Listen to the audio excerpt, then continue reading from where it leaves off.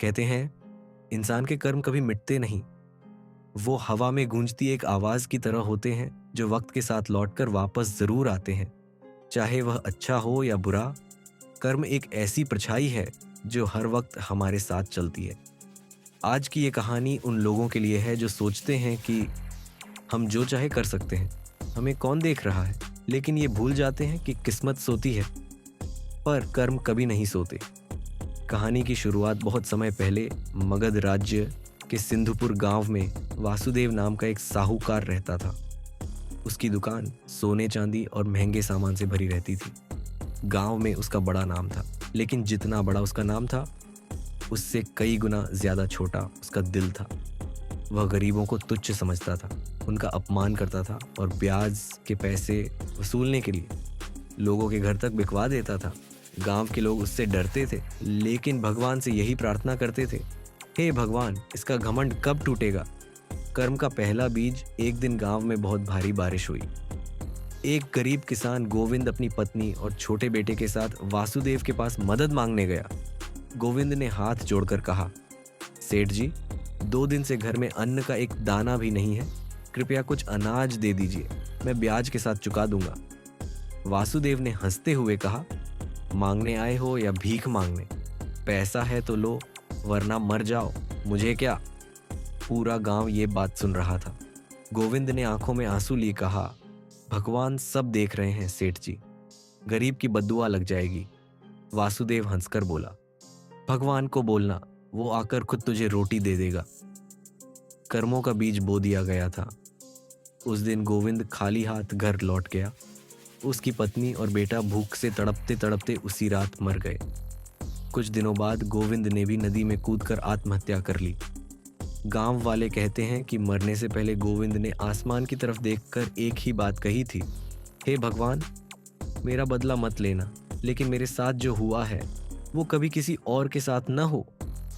कहते हैं गरीब की आह पत्थरों को भी पिघला देती है, लेकिन कर्मों को तो पिघलने में वक्त लगता है। 20 साल बाद समय बीत गया। वासुदेव अब बूढ़ा हो चुका था, लेकिन उसका घमंड अभी भी जवान था। अब उसका इकलौता बेटा विजय जवान हो गया था। वासुदेव को अपनी दौलत पर बहुत नाज था। वह कहता था, ये दौलत मेरे बेटे की किस्मत बनाएगी, ये कभी खत्म नहीं हो सकती। कर्म लौट कर आता है। एक दिन गांव में एक नया साहूकार आया। उसने सस्ते ब्याज पर लोगों को कर्ज देना शुरू कर दिया। धीरे धीरे लोग वासुदेव की दुकान छोड़कर वहां जाने लगे। जो लोग कल तक वासुदेव के सामने हाथ जोड़ते थे, आज वही उसे देखकर मुंह फेर लेते थे। अंधकार की शुरुआत कुछ महीनों में वासुदेव की सारी दौलत खत्म हो गई। कर्ज के कारण उसकी जमीन भी बिक गई। अब वह उन्हीं लोगों के दरवाजे पर रोटी मांगने के लिए जाने लगा जिनका कभी उसने अपमान किया था। सबसे बड़ा धक्का, एक दिन वासुदेव का बेटा विजय बीमार पड़ गया। उसके इलाज के लिए वासुदेव गांव के सबसे अमीर आदमी के पास गया। उसने हाथ जोड़कर कहा, भाई, मेरे बेटे को बचा लो, मैं तुम्हारा जीवन भर एहसान मानूंगा। लेकिन उस अमीर आदमी ने हंसकर कहा, सेठ जी, पैसा है तो लो, वरना मर जाए तो मुझे क्या। वासुदेव के कानों में 20 साल पहले के अपने ही शब्द गूंज रहे थे, पैसा है तो लो, वरना मर जाओ, मुझे क्या। बुद्ध का आगमन कुछ दिनों बाद गौतम बुद्ध उस गांव में पहुंचे। वासुदेव अपनी टूटी हुई झोपड़ी में पड़ा रो रहा था। जब बुद्ध उसके पास पहुंचे तो वासुदेव उनके चरणों में गिर पड़ा और बोला, भगवान, मैंने जीवन भर बुरे कर्म किए, लेकिन मेरे बेटे ने तो किसी का बुरा नहीं किया था, फिर उसे इतनी सजा क्यों। बुद्ध ने मुस्कुराकर कहा, जब कोई पेड़ काटा जाता है तो सिर्फ वो डालियां नहीं कटती जिन्होंने गलतियां की थी, पूरा पेड़ कटता है।